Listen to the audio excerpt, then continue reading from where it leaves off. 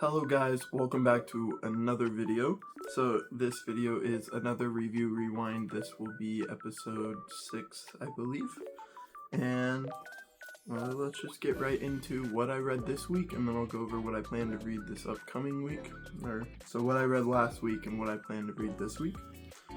So up first here we have Godzilla versus Spider-Man. This was a one-shot. I got it just for the simple fact it's been out for a bit, so I'll just say it. Godzilla gets the symbiote, and I already knew that, so I was like, that's cool, so I'll read it, see what's going on. It was a fun read. There were some interesting things, a lot of things where it's like, read this to understand this, read this to understand this, and so it's like, it's a one-shot.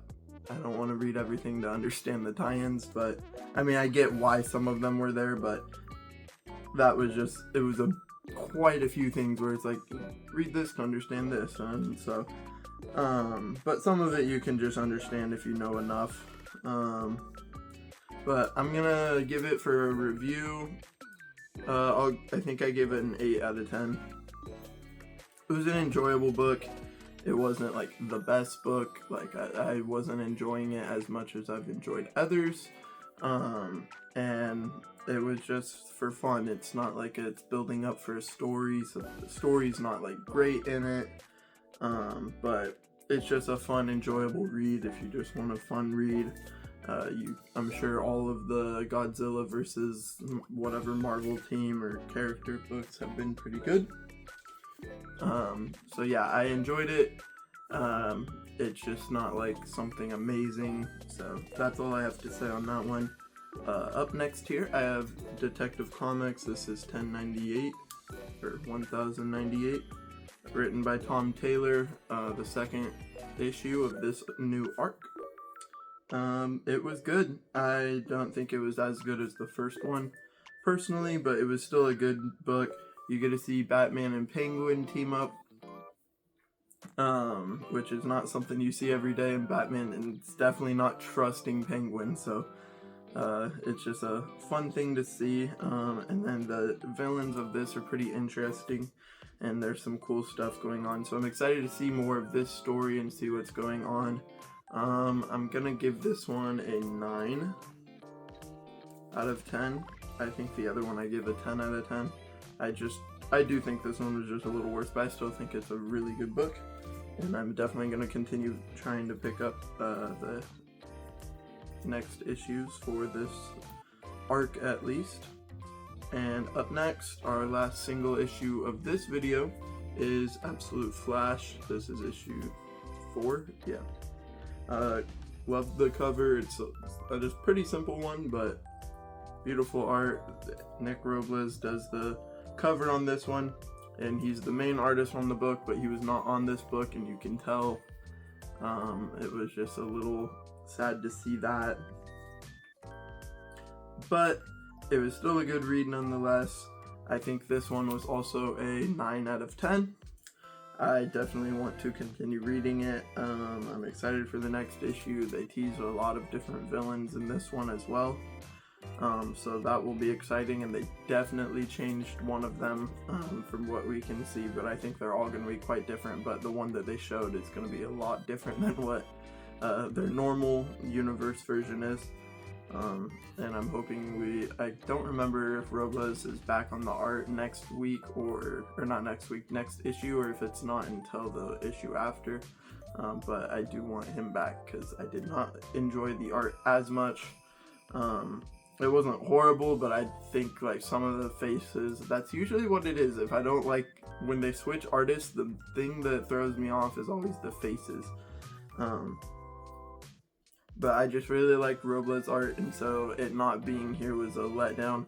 It didn't click with me. The art was different at first, and then I think it showed the rogues or something, and one of the faces just looked really off, and I was like, wait, is this a different artist? And it was. So yeah, like I said, it was a good read, but the art is just not what I was hoping for. I'm also gonna give this one a 9 out of 10. And now I only have 2 more books, but the last one I will probably talk quite a bit about. Getting into our trades, we have Daredevil. This is volume 4. Yes, 4. Really good. Probably my favorite volume. It's between this and volume 1 of Zdarsky's run.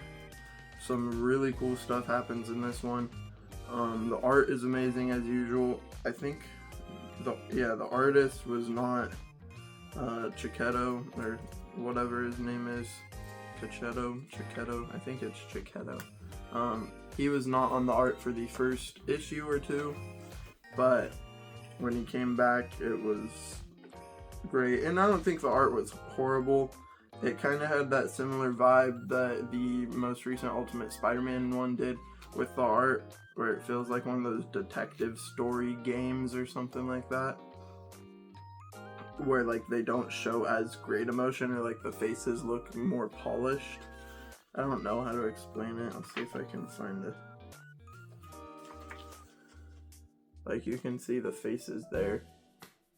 There's just a look to it, and that it just gives me that vibe.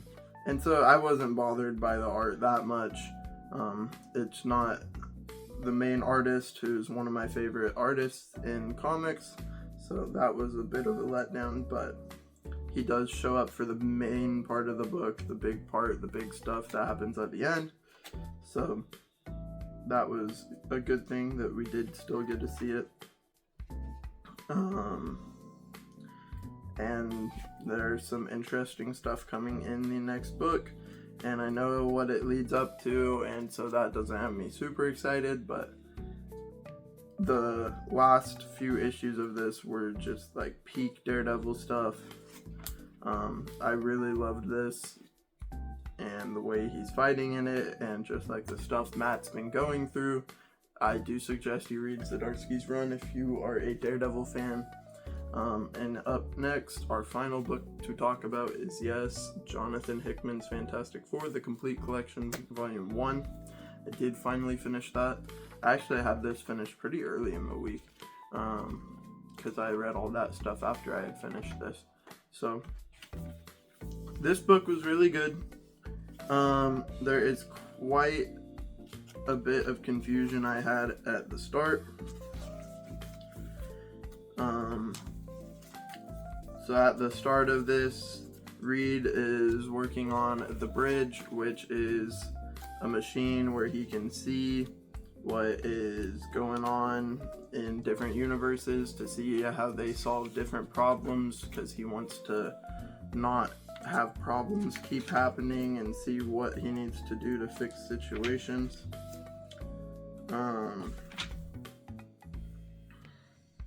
And while he is in there, the place gets attacked, and the Baxter building gets attacked, and power's shut down, and then it just like mixes universes together with like all the different alternate universes, and so you see Johnny, Sue, and the Thing in a different universe, and that I feel like, I don't know, I might have missed it, but it felt like it didn't really get explained that why they were in a different universe, because it shows him watching universes, and then you see him watching a universe and there's multiple versions of the same characters and that in the universes he's watching, and so it's like, did he like, from the power breaking while he's going in there, it collided universes? I feel like that part wasn't explained well, or it could have just gone over my head, because it was very, there's a lot of confusing stuff I don't understand, because it's a big brain book, right? You're gonna expect that with Fantastic Four, but it was still a good read. I could kind of track what was going on, and I don't think it was too important to understand why why Sue and them got there, but I'm pretty sure it was just because his machine went on the fritz after the power got out, and it just mixed universe stuff. But they get out of there, and then we get, after that, he tears the machine apart like he was told by Sue. So he's a good husband, listens to his wife. Wait, no, he puts it back together in a different room to continue to use. And when he does that, he finds the Council of Reeds. And so you get introduced to them and a whole bunch of stuff with them. Some crazy stuff happens. So it was cool. And then we go from the Council of Reeds. After that situation's done with, we get Nathaniel Richards, or is it Nathaniel or Franklin? Why did I misremember? I think it's Franklin. I don't know why I messed that up. Give me a second. I just completely forgot.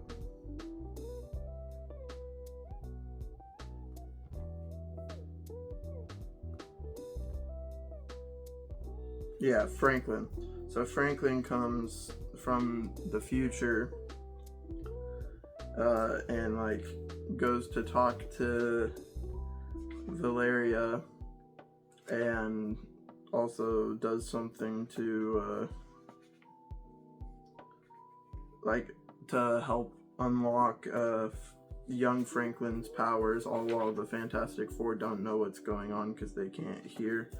And so then it shows Franklin using his new powers while he's in bed, and it says a little boy's creating a baby universe or something like that. And then I don't think they really touch on that after, but you get a story with Mole Man that is tied to the High Evolutionary, which was an interesting read.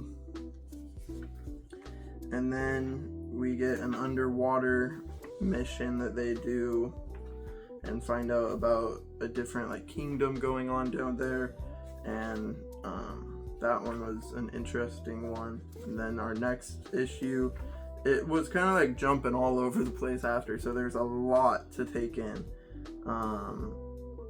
So after they go in the underwater mission, they go to the moon and something to do with the Inhumans. And so we learn about different like tribes that they have and stuff, and so we're going over that, and that they want to like conquer the earth or go to the earth. And then we get one about annihilation, or I think is what that was, if I'm correct.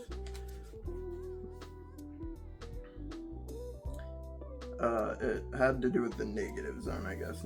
I don't know if it was annihilation. But they go to the negative zone, or not they. I'm pretty sure it has to do with annihilation. I'm pretty sure I remember reading that. Or not annihilation, sorry, Annihilus. But anyways, Johnny gets in there and then causes some issues and stuff. Then he leaves, gets out and closes the area, and then we get some more stuff with the water guys, the underwater guys. We get some more stuff with the Inhumans, and then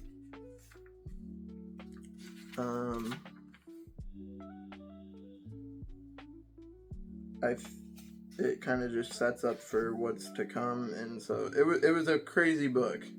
There's a lot going on, a lot to take in. Some stuff that was a little too big brain for me, I think. I definitely don't have to reread this, but I think I understand it enough, and I think from reading more it will help understand. But it's a big read and a big brain read, so I think it was good. I don't think it was written bad or anything. It's just a lot. So I do think that it was a difficult to understand book at some parts, but I do think I got the gist of it and know enough. But it was just a lot of stuff and a lot of crazy cosmic, universal, lots of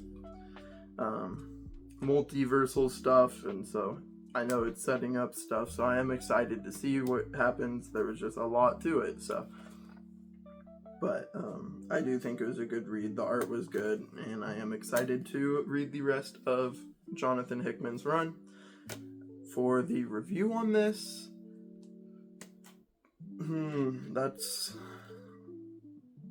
I think I'll give this a 9. It was a really good book. I know I was talking like I was really confused. It wasn't like super bad confused. It was just like, wow, like, because it's a whole different reading experience than anything else I've read. But I don't think it was like that bad getting confused. I just don't think it was a perfect book. It wasn't a 10 out of 10, but a 9's not bad, of course. So yeah, it gets a 9 out of 10 as well. So I think, I don't know, did I review Daredevil? I might have forgot to give it a number. I'm going to give it a 9.5. I think the start of it was a little too slow. So I do think that I like the first volume better than, because I think that one I gave a 10. But either way, they're both really good. But the start of this one was just a little too slow, so I don't think it's quite a 10, but it was a really, really good read nonetheless. But that's gonna do it for that portion. Now we have what I plan to read, which I really don't know yet. So I have a couple of options, and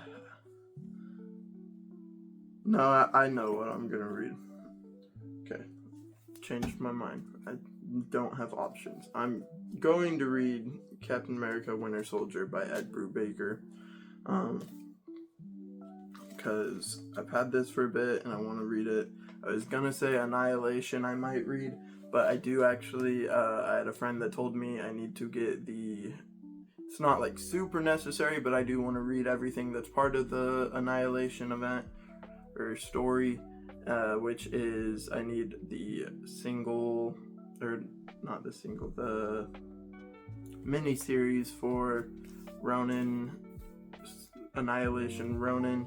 That is 4 issues, and I know my LCS has it, so I'll get it, but I'm not going to be buying anything other than my pull list probably for the rest of this month at least, and maybe a little bit of next month. I haven't decided yet, but I also have Spider-Man Blue, which I started reading. I just don't have it on me right now. I took it out with me yesterday to read while I was out, and so I got some reading into it. It's really good so far. I already know the premise of what the book is, so I know it's going to be an emotional journey, but I've still really enjoyed the book, and I'm not upset that I know what's going to happen in it. That made me want to read it more. And then I've also read Daredevil Yellow, so that gave me even more of an idea. But yeah, I'm really excited to get into this and then finish Spider-Man Blue as well. So I'll probably finish Spider-Man Blue before getting into Captain America. But that is going to do it for this video. So please remember, if you enjoyed this video, to like and subscribe. That would mean the world to me. But that's going to do it. So remember, I love you, Jesus loves you, and God bless.